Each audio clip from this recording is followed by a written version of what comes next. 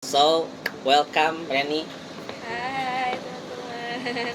Intinya tuh Moka tuh kayak role modelnya. Oke, Ya, role model. Jadi juri di Hmm. salah satu ajang pencarian bakat. Oke. Namanya Rising Star Dangdut di Oke. MNC. Nah, Tapi kamu bukan yang dangdutnya? bukan, aku jadi Jurinya? jurinya. Oke. Nah, di situ tuh ada juri artis yang kayak Inul, terus Ayu Ting Ting, terus Iya, kayak iya. Ivan Gunawan. Nah, sekarang kan kalau orang mungkin lihat di sosial media kan kamu kayak enaknya aja ya. Kamu tadi jalan-jalan, kamu tadi misalkan bisa tampil di TV, orang mungkin Iya. ngelihatnya sisi-sisi enaknya gitu. Boleh gak kamu ceritain ke kita semuanya kayak perjuangan kamu untuk mendapatkan 3 role ini tuh gimana gitu, up and down-nya gimana gitu sampai akhirnya kamu Aku seguru sama Lesti. oh Lesti Kejora. iya kan Iya. dia orang Cianjur Selatan sama Cianjur kayak kamu ya. Selatan. Oke.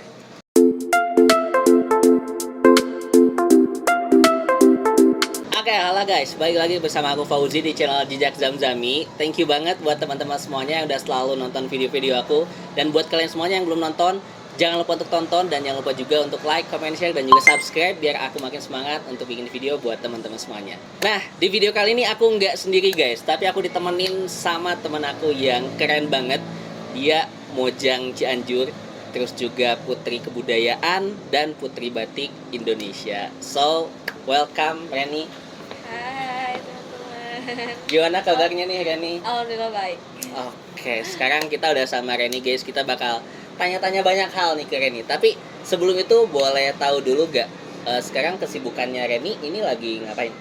Sekarang tuh kayak yang konten karena sekarang aku lagi ada kerjasama sama Duta Pariwisata Jawa Barat. Aku masuk SWJ angkatan ini. Itu tuh kayak program Pak Gubernur Jawa Barat Ridwan Kamil. Nah, sekarang tuh aku kayak traveling di Jawa Barat, terus visit ke beberapa wisata dan ekonomi kreatif juga. Selain dari itu, aku ikut beberapa organisasi juga di lingkungan aku, terus model juga. Terus kalau misalkan kalau ada syutingan, aku ngambil di yang daerah sini aja karena emang aku kan penugasan SWJ-nya di Jawa Barat. Jadi kalau ada syuting di wilayah Jawa Barat aku baru ikut. Selebihnya aku kayak keep dulu, fokus dulu ke ini. I see. Kalau boleh tahu nih Reni biar teman-teman semuanya tahu, SWJ itu singkatan dari apa? Smiling West Java Ambassador. Smiling West Yeah. Java Ambassador. Yeah. Jadi mungkin kalau aku sebagai orang awam, SWJ itu atau Smiling West Java itu mungkin kayak Wonderful Indonesianya ya? Iya, Wonderful Indonesia. Iya. Jadi dia kayak brand buat pariwisata gitu ya. Berarti sekarang kerjaannya jalan-jalan guys, enak banget ya. Jalan-jalan terus sih. Gila. Jalan-jalan terus. Berarti di jalan-jalan itu tugas kamu adalah mempromosikan pariwisata di Cianjur. Udah pariwisata Cianjur. apa aja nih yang kamu promosiin? Wisata di Cianjur sama Jawa Barat juga. Oh, Jawa Barat juga. Satu. Satu tempat wisata ada yang kamu paling memorable banget pas kamu penugasan SWJ ini apa? Aku gak tahu kenapa aku selalu ditempatin itu di Gunung Padang. Gunung Padang. Oke. Iya, dan kayak sebelum ke di SWJ beberapa kali aku ada visit itu dari Mojang, dari Batik, aku selalu dapat penugasan di Gunung Padang. Dan sekarang SWJ pun aku dapat penugasan tuh di Gunung Padang. Jadi kayak kenapa harus Gunung Padang nih? Kayak berjodoh gitu kan sama Gunung Padang. Dan itu kayak memorable-nya tuh karena aku nemu sejarahnya ada, alamnya ada, Bener. terus kayak beberapa culture di ininya apa masyarakatnya tuh ada, dan kayak kena banget deh akunya. Iya benar. Oh Gunung Padang ya. Bahkan kan kalau aku gak keliru nih ya, duta promosi. Nah, kalau di Gunung Padang itu kan konon kata ya beberapa sejarah itu katanya bahkan lebih tua daripada piramida Mesir kan. Jadi sebenarnya ini yang makin menarik sih. Mungkin bisa memorable juga ya buat kamu karena tadi sejarahnya tuh ada gitu. Nah tapi Ren nih ngomong-ngomong sekarang kan kamu udah pakai apa tuh selempang Mojang Kabupaten Cianjur guys. Aku pengen tahu dulu deh dari sini. Kenapa kamu waktu itu memutuskan untuk ikut Mojang Cianjur gitu? Kayak why gitu kamu memutuskan untuk ikut itu? Sebenarnya tuh ada beberapa momen yang emang kayak kayak mikir gitu nih kan, aku harus ikutan Moka ya. Soalnya sebelum ke Moka aku ikutan Duta Kebudayaan Jawa Barat. Itu tuh direkomendasiin sama coach model aku. Iya.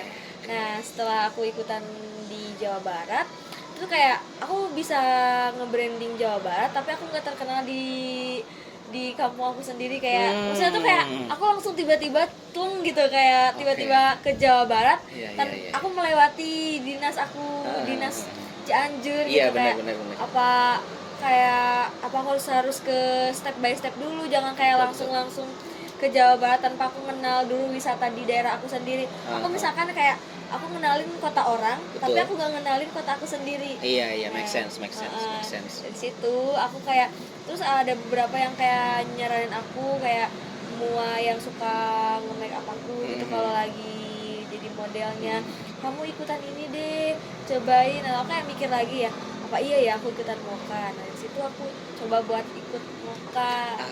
Oke. Kalau boleh tahu si program Moka ini singkatannya guys, ya Mojang Jejaka kan? Mojang Jejaka. Nah, si program Moka ini tuh tugasnya tuh ngapain gitu dan seleksinya tuh gimana? Banyak banget pokoknya ya. Tugasnya tuh kita tuh sekarang tuh lebih ke pariwisata ya, jadi duta pariwisata dan ekonomi kreatif di Cianjur. Jadi kalau misalkan ada event-event, terus kalau ada pertemuan para pejabat, kita juga ada diundang kayak visit kayak gitu-gitu. Terus kalau misalkan ngebahas tentang persyaratan dan tek-tek bengeknya kalau bahasa Sundanya, masuk ke Moka teh banyak banget dari mulai seleksi administrasi, terus wajib banget punya bakat dan ada beberapa seleksi dan eliminasi juga. Berarti kamu jadi Mojang Jejaka ini lulus dari berapa orang nih? Banyak sih kayaknya. Banyak banget ya. Terus sekarang tuh ada berapa ya? 20 untuk angkatan aku. Untuk angkatan. Iya. Oke, tapi si Mojang Jejaka ini dia kayak range-nya tuh usia atau misalkan kayak lu harus mahasiswa, lu harus siswa, lu harus sekian, biasanya pakai range usia atau gimana? Usia. Usianya dari berapa sampai berapa biasanya? Kalau misalkan yang remaja tuh ada dari yang SMP. Cuman kalau aku yang kayak umum gitu dari sekitar 16-17 sampai 24 menit. 24. Oh, berarti kayak anak SMA pun masih bisa ikut ya? Masih bisa ikut. Oke. Kalau boleh nih di-rate dari 1 sampai 10, seberapa bahagia kamu jadi Mojang ke Waterden? Aku 1000 dari 100 kayaknya. 1000 dari 100. Karena kalau misalkan aku mengucap syukur ikut Moka, bener-bener alhamdulillah banget, Masya Allah. Karena aku bisa sekarang bisa muncul di TV, terus bisa ikutan beberapa program di salah satu stasiun televisi, itu karena latar belakang Moka. Oke. Ini kalau boleh diceritain, kan tadi dari Moka ini kamu jadi punya kesempatan untuk masuk TV nih. Nah, di TV-nya ngapain? Kalau boleh disebut ke TV-nya apa? Dulu tuh aku pernah jadi jadi juri di salah satu ajang pencarian bakat. Namanya Rising Star Dangdut di MNC. Nah, tapi kamu bukan yang dangdutnya? Bukan, aku jadi jurinya. Nah, di situ tuh ada juri artis yang kayak Inul, terus Ayu Ting Ting, terus kayak Ivan Gunawan. Nah, di situ aku jadi juri profesi. Nah, profesi aku sebagai duta pariwisata. Kayak menilai dari sudut aku. Jadi menilai si peserta dari sudut aku. Terus di situ tuh ada influencer, terus ada beberapa selebgram, TikTok dan alumni dari Idol, terus ada alumni dari Rising Star sebelumnya, kayak gitu-gitu. Itu pengalaman banget karena bisa apa kita kayak seruangan sama artis. Betul. Iya. Terus kayak bisa kenalan langsung sama mereka dan kayak bukan cuman kenal dan lihat doang, tapi kita langsung bener-bener kayak keluarga banget sama mereka. Sih bener, impact-nya lumayan gede juga berarti ke kamu ya? Iya, karena aku dapetin relasinya juga. Iya, benar setuju. Tapi nih si Mojang Jejaka ini, itu dia ada program gak sih kayak buat ke masyarakat misalkan? Ada gak? Ada. Apa? Kayak banyak banget tuh, kita tuh harus bisa terjun ke masyarakat juga kan, kayak intinya tuh Moka tuh kayak role modelnya. Role modelnya. Kayak kita tuh harus bisa ngeliatin bahwa ini tuh role model Cianjur loh. Berarti bukan cuma dari pengetahuan tentang budaya dan pariwisata, tapi kita juga harus kayak ngeliatin bahwa role model Cianjur, Mojangnya sama Jejakanya Cianjur tuh punya basically yang bagus dari segi perilaku, Betul, juga betul. kayak attitude, terus kayak dari segi mungkin kinerja atau apapun itu. Tapi kalau misalkan di latar belakang sendiri, nggak semua moka latar belakangnya tuh harus ke ini, harus ke itu. Kayak banyak banget sesuai dengan passion mereka. Kayak kalau misalkan aku lebih ke entertain, Betul. terus ada teman-teman yang misalkan lebih ke dunia kedinasan, terus ada yang ke politik atau apapun itu. Jadi sesuai basic mereka. Cuman mengangkat Cianjur dengan cara mereka sendiri. Iya. Oh, I see. Berarti tadi Role modelnya Cianjur. berarti tadi waktu kamu mojang yang jadi juri itu dari Cianjur itu berarti Iya. cuman kamu doang atau ada yang lain dari Cianjur? Enggak, aku doang. Oh, kamu doang. Oh, Iya. pantesan tadi diterjuninnya sesuai bidangnya ya. Sesuai bidangnya. Makanya mungkin ada orang yang suka ngajar, dia bakal ngajar di pelosok mungkin ya. Jadi relawan, ya jadi relawan. Terus yang di kebudayaan gitu, entertain. Nyanyi mungkin nyanyi gitu ya, bisa mungkin jadi ya. nyanyi, ya. Oh, I see. Berarti dia enak ya, nggak membatasi ya. Enggak. Oh ya, kadang kan ada beberapa kayak misalkan kamu jadi duta apa, katakanlah jadi duta budaya. Terus ya udah kamu cuman budaya doang, kamu nggak bisa ke pariwisata, kamu nggak bisa ke entertain. Oh, berarti ini semua bisa Mencakup. tergantung passion kamu. Iya. Oh, I see. Menarik. Tapi harus bisa kayak kita tuh memanfaatin situasi ini. Kita kayak jadi role model Cianjur. Berarti kita kayak harus memanfaatkan gimana jadi role model yang emang bisa jadi panutan buat teman-teman yang lainnya juga, bisa memotivasi juga kayak gitu. I see. Betul. Dengan cara kita sendiri. Iya. Oke. Seru juga ya berarti. Ini kamu mau jang Kabupaten Cianjur tahun berapa? Aku tahun 2022. 2022 itu biasanya ada masanya nggak? Ada masanya. Sampai? Harusnya itu 1 tahun. Cuma 1 tahun kinerja, nanti diganti sama Mojang Jaka tahun selanjutnya. Cuman untuk di kayak pengabdian di paguyuban itu bisa sampai kapanpun kita. Jadi kayak terus-terusan mengabdi gitu. Oh, terus-terusan. Iya. Oke. Menarik. Ini tadi kan Mojang Kabupaten Cianjur. Nah, selain itu kan ada lagi nih. Kalau aku nggak keliru, Putri Kebudayaan dan Putri Batik. Iya. Nah, ini apa? Oh iya. Putri Kebudayaan itu sama kayak kita nge-branding budaya, nge-branding budaya. Tapi kalau Putri Kebudayaan aku ikutnya di Jawa Barat, jadi mencapnya lebih luas lagi, bukan cuma Cianjur, tapi Jawa Barat. Kayak budaya-budaya di Jawa Barat, tuh kayak nge-branding. Gimana sih cara kita ngepromosiin budaya-budaya yang ada di Jawa Barat, bukan cuma kayak dikenal di luang lingkup Jawa Barat aja, tapi kayak harus bisa mengenalkan di luang lingkup lain. Oh, budaya Jawa Barat itu seru loh kayak gitu. Lebih ke kayak gitu. I see. Itu program dari mana yang Putri Kebudayaan? Kalau Putri Kebudayaan itu di pageant itu ada 2. Kalau misalkan kayak ada duta, dan ada juga kayak lebih ke pageant yang benar-benar pageant kayak Miss Universe, terus kayak Putri Indonesia. Nah, kalau misalkan Putri Batik dan Putri Kebudayaan itu lebih ke pageant yang kayak Putri Indonesia dan kayak Miss Universe gitu. Oke, I see. Kalau Putri Batik gimana? Kalau Putri Batik itu lebih ke aku ngepromosiin batik. Bentar, masih satu frame Putri Kebudayaan nggak atau beda? Beda lagi. Oke, gimana? Itu aku baru masuk angkatan 2023. Oh, tahun ini ya? Tahun ini. Oh, oke. Itu kayak gini aja sih, kayak kita sebagai duta batik harus bisa mempromosikan batik. Oke. Ya, terus kayak kalau misalkan apa sih batik itu, jadi kayak nge-branding batik lagi. Batik-batik Jawa Barat kan banyak ya. Kalau aku lebih fokus di batik Cianjur dulu. Batik Cianjur dulu, terus kayak dipromosiin kayak batik Cianjur itu bagus loh, kayak gini-gini. Kita semua punya ciri khas batik masing-masing, bukan cuman kayak kan sekarang tuh terkenal dengan batik tuh batik dari Jawa kan, batik Jawa. Betul. Padahal batik Jawa Barat juga lebih Gak kalah menarik lagi. Gak kalah menarik. Kalau di Jawa Barat tuh yang paling terkenal tuh kan yang Megamendung doang kan, kayak Megamendung, padahal banyak banget yang dari setiap kabupaten kota tuh punya ciri khas. Kayak kalau di Cianjur tuh ada batik genturan, ada yang motifnya genturan, terus ada yang motifnya Gunung Padang juga ada. Terus kalau misalkan di daerah lain tuh ada yang ganasan kayak gitu-gitu. Itu tuh setiap kota tuh punya ciri khasnya masing-masing, dan menurut aku itu unik. I see. Buat di branding. I see. Berarti sebenarnya ya kalau tadi Putri Kebudayaan sama Putri Batik, kayak produk knowledge kamu tentang batik, tentang budaya juga itu kayak kamu harus luas banget wawasannya ya. Kayak gila sih, keren banget. Tapi kalau aku boleh tahu ya, tadi kan kamu bilang Oke, kamu jadi putri kebudayaan, kamu ngepromosiin budaya. Mm-mm. Kalau misalkan putri batik, kamu ngepromosiin batik. Mm-mm. Nah, cara ngepromosiinnya tuh gimana? Apakah lewat konten di media atau misalkan ketika ada pameran kamu ke sana atau gimana biasanya? Aku tuh setiap kali aku ikut event, setiap kali aku ikut perlombaan ajang kayak gitu, aku selalu berniat di hati aku tuh kayak gini. Aku misalkan ikut Mojang, berarti aku berniat buat ngenalin Mojang itu bukan cuma di nasional tapi internasional. Itu kayak Oke. bener-bener apa goals aku di situ.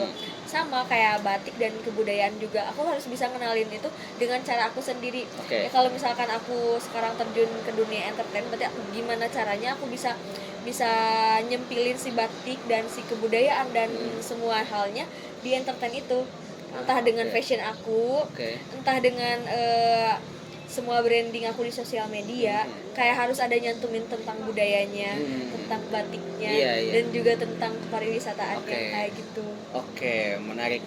Ini kan kamu sekarang kan bahasanya tuh role-nya udah banyak nih ya. Ada bahasanya katakanlah ada 3 nih gitu. Ada 3, putri kebudayaan, putri batik dan juga Mojang Kabupaten Cianjur. Nah, sekarang kan kalau orang mungkin lihat di sosial media kan kamu kayak enaknya aja ya. Kamu tadi jalan-jalan, kamu tadi misalkan bisa tampil di TV, orang mungkin Iya. ngelihatnya sisi-sisi enaknya gitu. Boleh gak kamu ceritain ke kita semuanya kayak perjuangan kamu untuk mendapatkan 3 role ini tuh gimana gitu, up and down-nya gimana gitu sampai akhirnya kamu oke, gue kokoh berdiri sekarang dan lu bisa sampai dapat 3 role itu yang mungkin nggak semua orang bisa dapat loh gitu. Bener. Kayak aku aja gak jadi jajak Kabupaten Cianjur kan kayak gitu. Gimana? Aku kalau misalkan mau diceritain tuh cerita dari zaman dulu atau kayak gimana nih? Senyamannya Reni aja. Senyamannya aja. Iya. Kalau misalkan diceritain dari awal tuh kayak bisa berpart-part Bener, kayaknya, bisa setuju. berpart-part. Jadi kayak aku sedikit yang garis besarnya. Boleh. Aku sebenarnya tuh kalau orang lihat di Instagram tuh kayak pasti nyangkanya tuh orang yang kayak orang punya atau kayak gimana. Saya enggak. Oke. Aku terlahir dari orang tua yang biasa aja, yang kalau misalkan dikatain kurang mampu bisa jadi. Dulu tuh aku waktu kecil tuh sering dagang. Kalau Oke. misalkan percaya atau enggak, waktu kecil aku sering gembala domba. Wah, oke. Iya. Aku tak salah domba BTW. Oke. Aku kalau misalkan kayak aku ceritain pasti kayak emang iya enggak, aku gembalain domba orang, ngangon domba kalau kata Sundanya. Iya. Ya. Terus aku jualin dagangan orang buat apa, buat jajan. Itu kalau misalkan orang dikasih jajan tuh pas angkatan aku dikasih 2.000, aku cuma dikasih gope Oke. sama orang tua, dan sisanya aku harus nyari sendiri dengan jualan. Dan kalau misalkan aku ngejualin jualan orang, aku misalkan dikasih 5.000, aku pakai jajan 2.500 buat aku, 2.500 lagi aku tabungin. Kayak dulu tuh sampai mama kadang-kadang bikin cemilan kayak keripik singkong aku jualin, sampai bisa bikin warung gara-gara hasil tabungan aku selama SD. Aku jualan sampai SMK. Jualin orang apa aja yang bisa jadi duit aku jualin. Oke. Aku jualin. Dulu tuh sempet sampai dibully sama temen waktu SD, sampai kena fisik. Itu kayak itu yang jadi acuan aku, kenapa harus bisa gak boleh kayak gini terus, harus bisa ngangkatin derajat orang tua. Karena apa? Karena waktu dulu aku sempet kayak dihina kayak gitu kan, dihina kayak dari latar belakang orang tua yang nggak mampu, terus kayak orang tua cuman serabutan aja. Terus kayak kalau misalkan aku dari kecil tuh suka ngehalu kalau ngomong tuh cita-citanya apa, aku pengen jadi artis. Karena aku yang bilang kayak gitu. Sebenarnya kan nggak mungkin jadi artis, apa sih, kayak anak kampung yang latar belakangnya apa sih, kayak orang tuanya juga bukan siapa-siapa, terus punya cita-cita kayak gitu, nggak mungkin banget. Terus disepelein banget, sampai kalau aku jualan aku pernah dihina sama guru aku sendiri. Itu inget banget, sampai jualan kamu nggak bakalan laku kalau kamunya kayak gini. Karena dulu tuh kayak kucel dari kampung, terus kayak kalau misalkan kelas 2 SD tuh kayak masih, kalau ingusan tuh kayak masih ini kan ya, udahlah gak kayak gitu, bener-bener gitu. Terus dihina sampai sama guru, bukan cuman murid, bukan cuma teman-teman aja, itu yang kayak aduh, aku harus bisa lebih dari ini, kayak aku harus bisa ngegapai apa yang mereka remehin. Betul.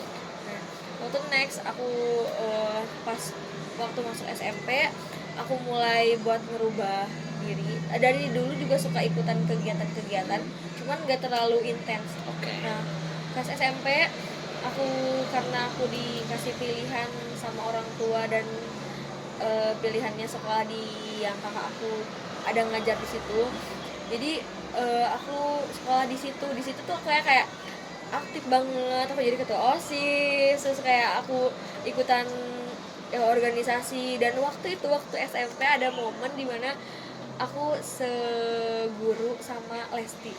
Oh, Lesti Kejora. iya sekali. Kan Iya. dia orang Cianjur Selatan sama Cianjur kayak kamu Selatan. ya. Oke. Dan kayak kalau misalkan aku mikir sekarang tuh kayak oh aku dulu temenan loh sama artis gitu. Kayak aku dia bisa, aku juga, kenapa aku Betul. gak bisa. Jadi Betul. kayak itu yang memacu aku. Kita dulu sama-sama merintis bareng sama beliau, terus kayak kita belajar bareng, belajar nyanyi, terus ikutan lomba bareng kayak gini kayak gitu. Nah nextnya pas SMK juga aku ikutan kegiatan-kegiatan, lomba-lomba, sampai ikutan kejuaraan-kejuaraan di kabupaten, provinsi juga. Cuman ada something yang emang orang tua aku tuh kayak aku tuh harus nomor 1 gitu. Oke. Iya, kayak ditutup buat berprestasi. Oke. Makanya dari dulu tuh emang kalau dibilang ambis, aku ambis banget buat ngejar prestasi, karena emang dituntut buat harus selalu berprestasi. Nah lanjut, setelah lulus itu kayak kalau diceritain pasti banyak banget problemnya, cuman aku yang garis besarnya aja ya. Setelah lulus kayak aku tipe orang yang kalau misalkan segala hal yang bakal aku lakuin tuh terencana. Oke. Iya, aku udah buat pohon impian. Oke. Aku Menarik. Iya, aku lulus bakal kemana, terus aku ngapain, gini. Udah aku rancang maksimal mungkin, udah tersusun rapi, tapi skenario Allah tuh beda. Selalu beda. Selalu beda banget. Waktu lulus tuh aku udah ada beasiswa. Oke. Aku ikut beasiswa waktu lulus tahun pertama. Aku dapat beasiswa yang agak jauh. Oke. Kayak harus ngabdi dulu di Papua. Itu orang tua nggak setuju sama, karena emang dari pertama tuh orang tua tuh mikirnya kayak gini, karena emang dari kampung dan kayak latar belakang orang tua nggak mampu.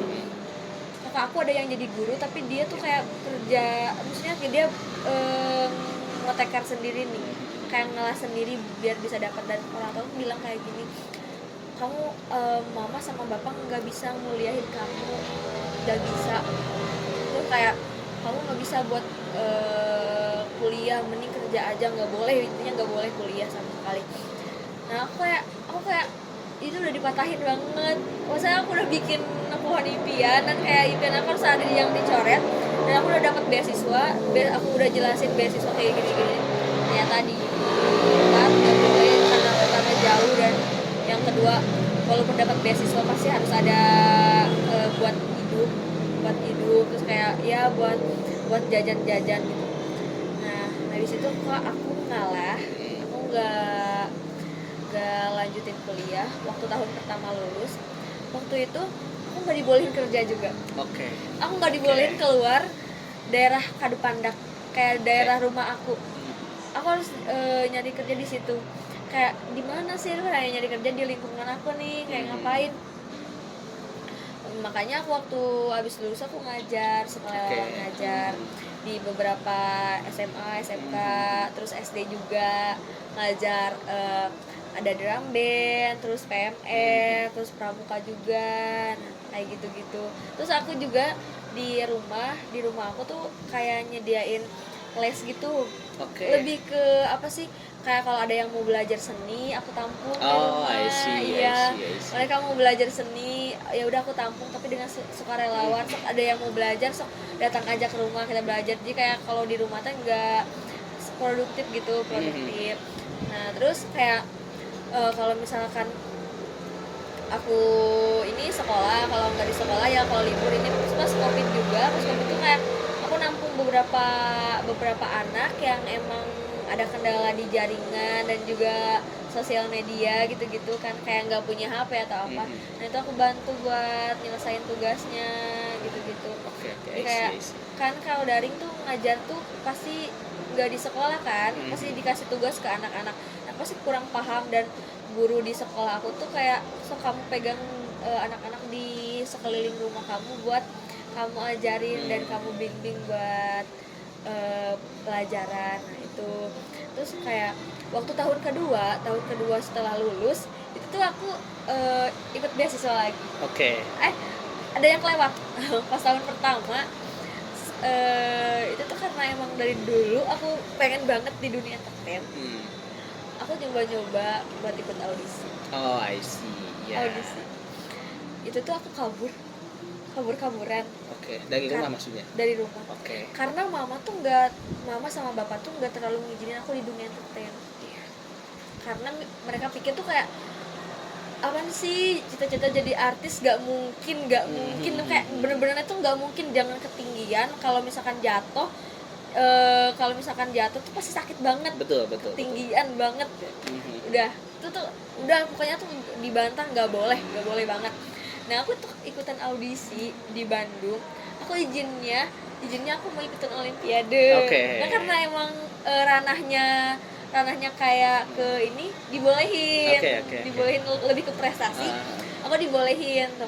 Padahal aku bukan ikutan Olimpiade, aku ikutan audisi. Nah kalau misalkan ke Bandung, audisi di Bandung, aku selalu di rumah bibi, adiknya mama. Nah pulang-pulang tuh selalu dicepuin gitu. Dibilang kayak, iya. Padahal anak ini tuh bukan Olimpiade, dia ikutan audisi.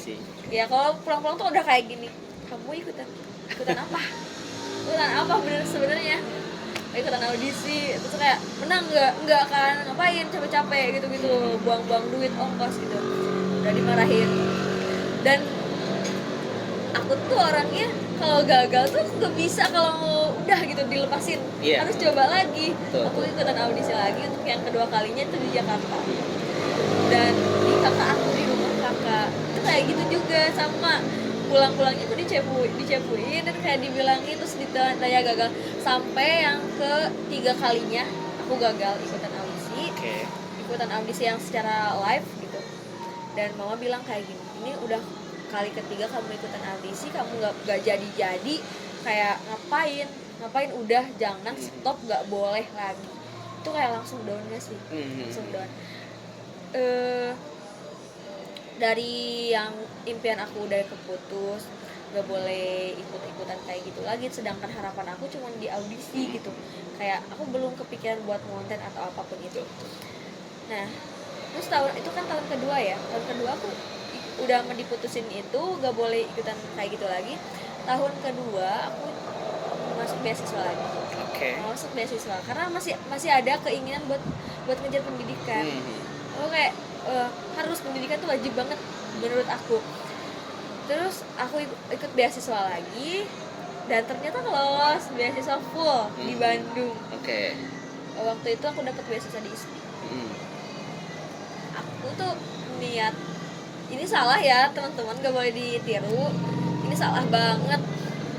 Aku kabur dari rumah. Sempet mau kabur. Aku udah rencanain, aku udah ngumpulin uang, aku bakalan ngambil kuliah di Bandung. Aku kayak lulus, kayak sukses, aku baru pulang kayak ini udah diatur. Iya. Nah, aku udah nyiapin baju, segala hal, dokumen udah aku simpen di bawah kasur. Kayak udah siap nih. Aku udah ngerencanain aku naik apa, di sana aku udah ada uang buat jajan beberapa minggu. Kayak udah mikirin nih kalau di Bandung nanti aku bakalan sambil kerja aja nggak apa-apa gitu.